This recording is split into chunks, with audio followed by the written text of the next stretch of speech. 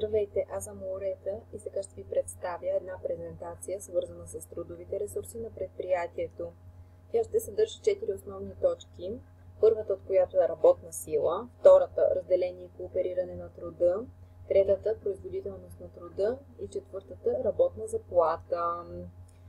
По първа точка, работната сила представлява съвкупност от физически, умствени, морално-волеви и други качества на персонала, които, използвани в трудовия процес, осигуряват изпълнението на дадена операция, като например да произведе детайл, да извърши някакви услуги или други подобни. Работната сила може да се характеризира по няколко начина. Тя може да има индивидуален характер, динамичен характер или професионална ориентираност.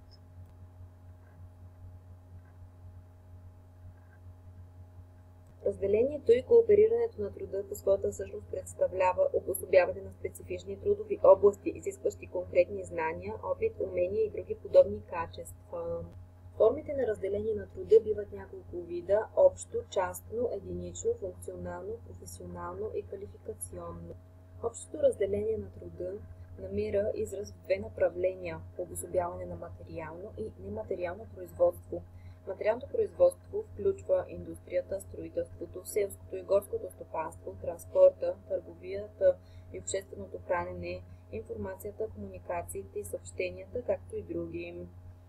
Нематериалното производство включва образованието, здравеопазването, културата, военното дело, полицейската дейност и други.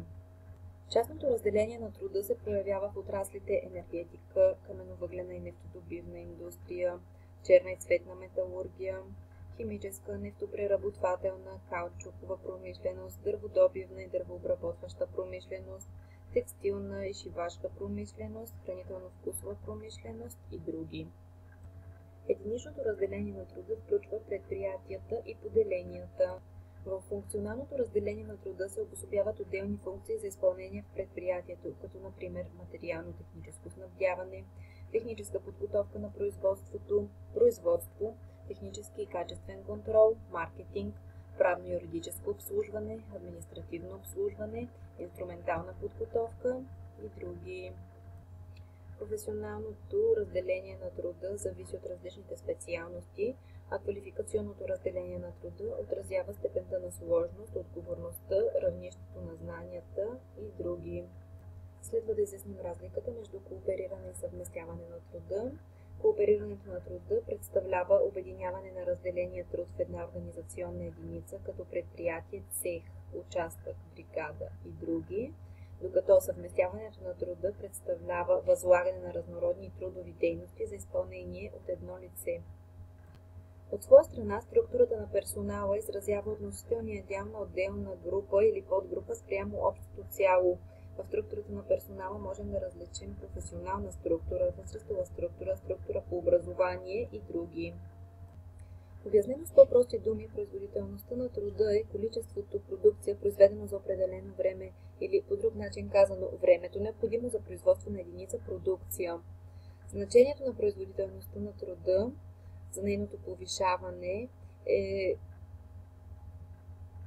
е това, че се увеличава обема на произведената продукция, носи по-бърза възвръщаемост, повишава работната заплата и намалява работното време. Методите за представянето на производителността на труда са три – натурален измерител, трудов метод и стойностен метод. Съществуват и три фактора, от които зависи производителността. Първият е установяване на равнището на производителността на труда, за което се използват натурален, трудов и стойностен метод. Вторият фактор е определяне на факторите, от които зависи производителността на труда. И третият е осъществяване на промените и определяне на новото равнище на производителността на труда.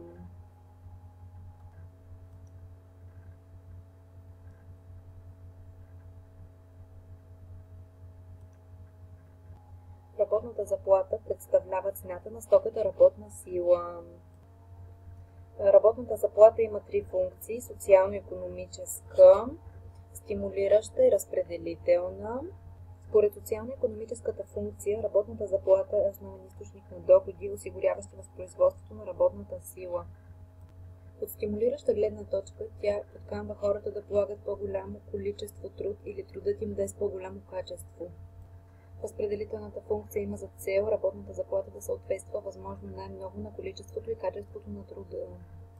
Съществуват няколко принципа за образуване на работната заплата. Първият от тях е принципа за договаряне, който може да се осъществи на национално, браншово или индивидуално равнище.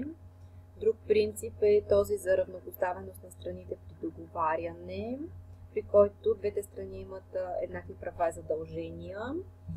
Друг принцип е този за единството на интересите при договаряне, принцип за точно съответствие на работната заплата на количеството и качеството, диференциране на работната заплата според условията на труд, принцип за постоянно нарастване на работната заплата, но с темпове по-ниски от темповете на нарастване на производителността на труда, независимост на работната заплата от фактори като национална, расова принадлежност, пол и други, и така нататък.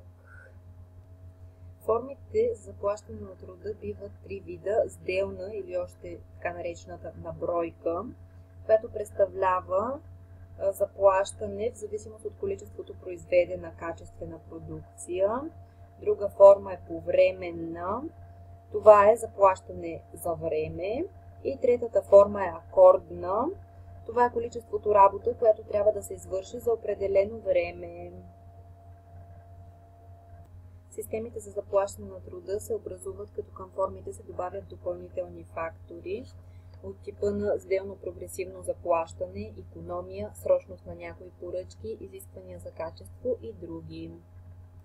Номиналната работна заплата се образува, като към основното трудово възнаграждение по трудов договор се прибавят допълнителните трудови възнаграждения по Кодекса на труда, допълнителните трудови възнаграждения по трудовия договор, целевите награди и други възнаграждения, които обикновено имат еднократен характер, обезщетенията по Кодекса на труда.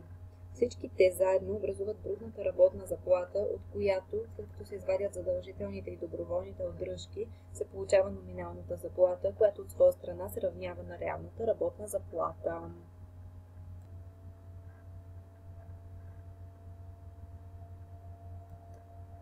Това беше от мен. Благодаря ви за вниманието.